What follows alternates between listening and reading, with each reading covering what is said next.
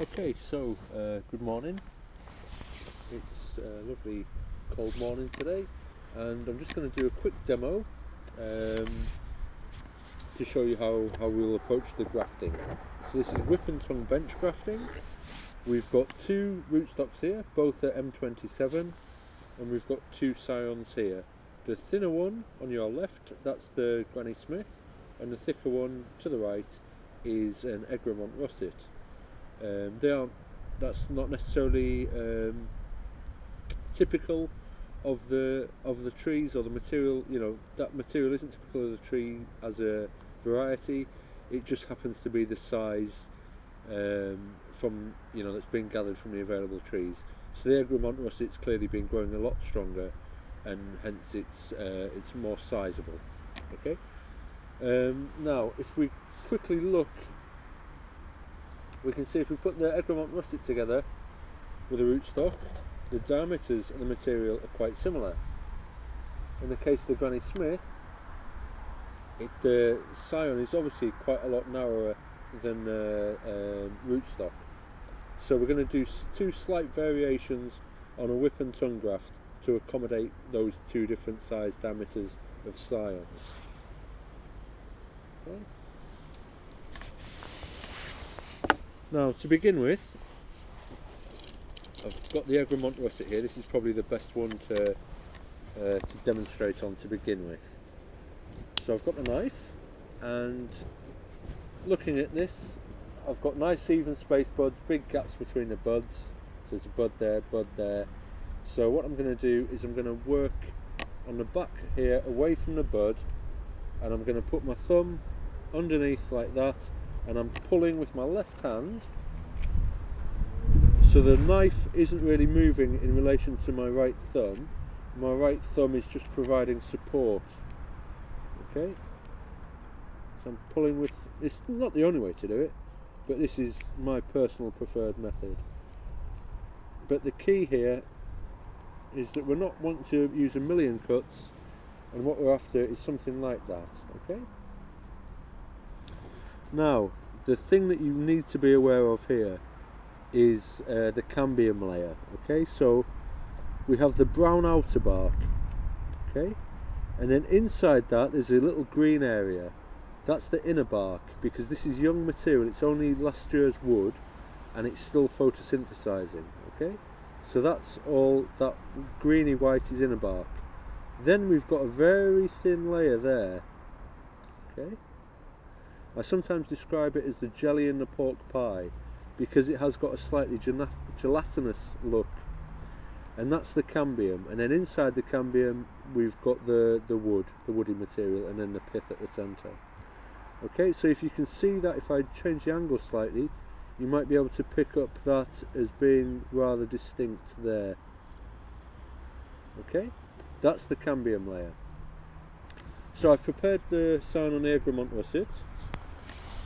Having done that, I'm going to now pick up my rootstock, and then I'm going to look for an area on the rootstock where the diameter is more or less identical to that of the Egremont russet. That's there, okay? So now I'm looking to measure the length of the cut. So I'm just going to put a little nick there, and I know that that's where I want to start the cut. So when I come to cut the rootstock, it's the same process, and I'm pulling away with my left hand. Again, there isn't a right and a wrong way of doing this. This is just a tried and tested method for me.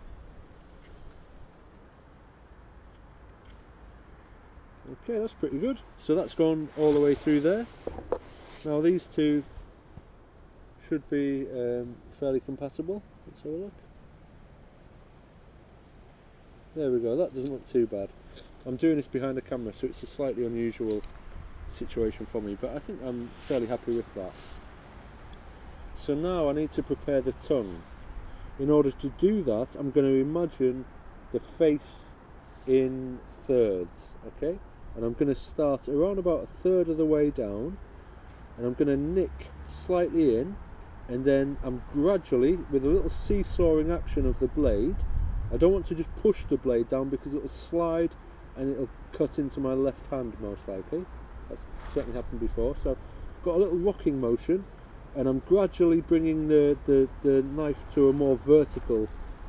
So I started off cutting in to the fibre, and now I'm looking to cut along the length of the fibre. Okay, something like that. And I'm going to waggle that just to open it up. Oh, I've split that a little bit. That was unintended, but it won't harm. And then I'm going to repeat the exact same process. With it, I've got a bud on the back there. I'm just going to remove that. Repeat the exact same process with the rootstock. So I start off by cutting in, and then I start to bring the knife upwards a little, and then I'm cutting down, and then I'm just going to flex that to open the tongue a little bit, if you can see that, like so. And the next bit is really simple. I'm just looking to slide these two bits together so that the tongues intersect like that. Okay. Then as far as possible, I'm going to try and line the cambium layers up so I can correct that a little bit left or right, to try and line those up, and then I'm going to tape it. Now what we've supplied to you is this parafilm grafting tape, which is lovely and easy to use, and if you think of it as being like blue tack, it's nice and stretchy, it's not sticky, but it does stick to itself. So I tend to twist the rootstock in my left hand, spin it around whilst holding and putting a stretch. This tape gives a little bit, and it's stretching. I'm stretching it and just smudging it on and sticking it back onto itself. Okay, so I take it up and then back down, snap that off. There we go. So that is one Egremont russet on an M27. Okay, so that was pretty straightforward. Now, what about my Granny Smith? Well, first up, there's still a little bit of leaf left on the top, so I'm going to just nip that off. Just going to take that to a bud. Oops, show you that. Nip that off. Then I'm going to point the tip down, and I'm going to start making my cut on the bottom. My hands are getting a little bit cold now, so I might try and speed up a little here. Right, okay, that'll do. In terms of proportion, that's fairly proportionate to the size of the material, the diameter of the material. It doesn't need to be yards long. I'm just wanting to expose a reasonable amount of cambium so that I can get cambial contact with the rootstock. So here's the rootstock. Now, clearly the diameters, they're a world apart. So unless I wanted to try and graft it up there, I'm not going to be able to use the same method as I was able to with the Egremont russet, where the diameters are very close, similar. So in this case, I'm going to just whop the top off and leave myself a nice bit of clear wood, no buds, no bends, no damage, nice bit of clear material to work into. Then the same idea as before, I'm going to use my scion. This is why I always prepare my scion first. I'm going to use my scion as a little measuring mark, and I'm just going to, there we go, just take a little skim off of that. Now, big difference here, I only want to take a little bit off so that I can then match up the cambium layers. So if you look here,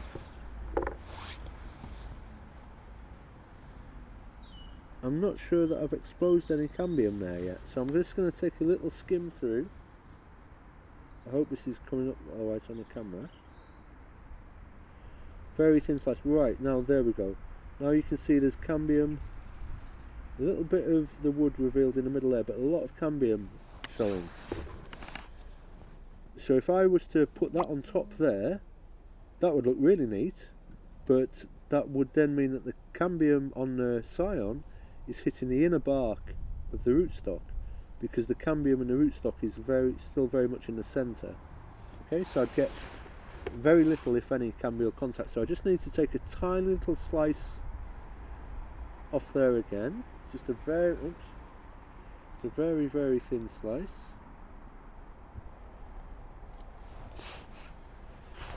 Now I'm just gonna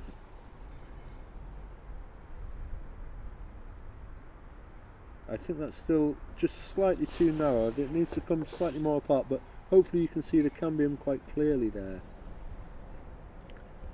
One more little very small slice.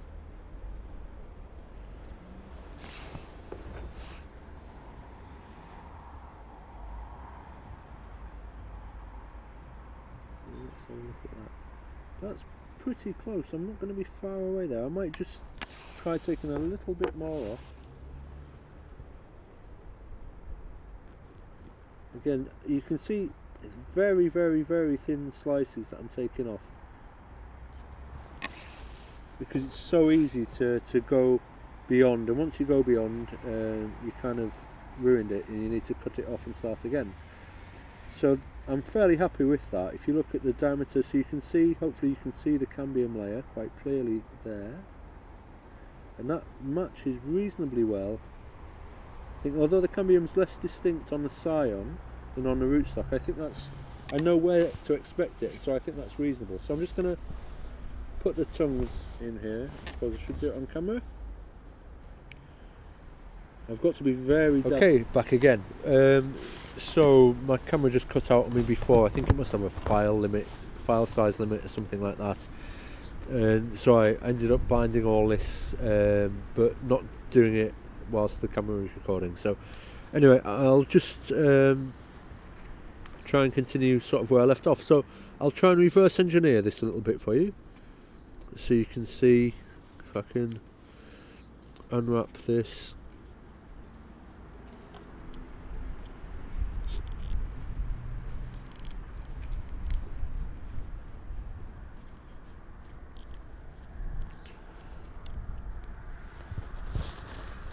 Basically what I did was I just continued on to cut the tongue in the scion and in the rootstock. The key difference being that you can really dig in deep to the rootstock because you've got a load of material to play with there. But essentially it's just the same process, sliding them together and looking to line up the cambium layer. Something like that, okay? And then I suppose it's a significant difference when you come to bind it. Again, placing my index finger on there and putting a stretch on until I get the tape on top of itself, then it holds nicely. I can really pull that, it's not coming off. Now you can see that's started to walk a little bit, so I'm just going to correct that as I go. Now here I'm going to put a stretch over the top there and pull back down. What I'm trying to do is cover the cut end there. I don't want to leave that as a site where any kind of fungus or bacteria can get in, and I don't want it to dry out either, because that could lead to the cambium dying back and it being rejected. So there we go. So snap that off. So that's that. And now you can see that's pretty strong. There's flex in the tip there, but the actual point of union is nice and strong. So that is, I suppose, an asymmetric or a side grafted whip and tongue graft. I hope that's useful.